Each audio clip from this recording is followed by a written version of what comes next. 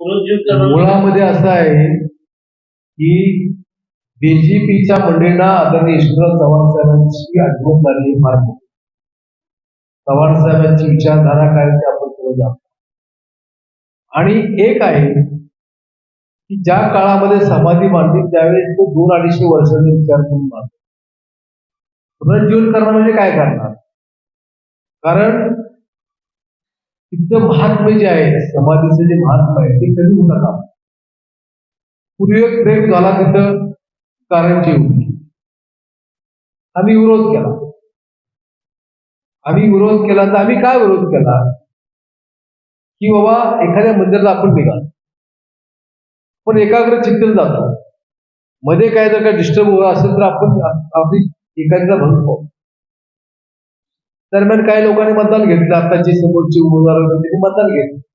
लोकांनी मतदान दिलं की तिथे असलंच पाहिजे. कारण मी सुभाष काकांना सांगितलं की असा लोकांचा आक्षेप होतो की चव्हाण साहेबांच्या समाजाचं महत्व तुमच्याच कुटुंबात आहे. लोकांना वाटतंय मतदानाला ठीक आहे, त्याला काय करायचं तो. पुन्हा एक प्रयत्न काय केला की तिथे रेल्वे गाडी करायचा प्रयत्न केला. पुन्हा एक प्रयत्न केला की जी रस्त्याकडची बाजू शॉपिंग कॉम्प्लेक्स बांधायचा प्रयत्न. पण त्यावेळी स्वर्गीय माजी आमदार बाबुराव कोतवाल साहेब होते, त्यांनी विरोध केला. त्यामुळे ते त्या ठिकाणी थांबले.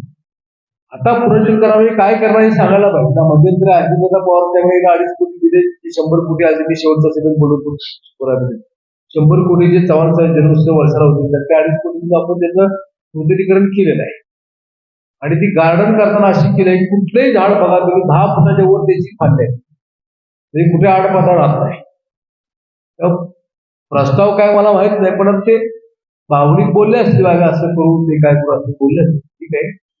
पण ते मूळ जे ढाचा किंवा मूळ जे स्ट्रक्चर आहे, मूळ जी त्यांच्यामध्ये जी ऊर्जा आहे ती कुठेही विकसित होता कामा नये. एक दुसरं ज्या सह्याद्री कारखान्याच्या सभासदांनी त्याला 1 रुपया दिला त्या सह्याद्री कारखान्यात कुठेही नाव नाही. ज्या व्यक्तीने उभं केलं हे दिवस रात्र उन्हात उभा राहून उभं केलं त्या व्यक्तीने स्वतःचं नाव दिलेलं नाही. बघा अजून त्या समाधी नाव आहे. त्यांची भावना होती की त्या समाधीचं महत्व काही बोलता कामा नये. ती भावना ठेवून जर कोण करणार असेल तर आमची काही हरकत नाही, पण त्याचं महात्म्य पावित्र्य राहिलं पाहिजे हे म्हणत.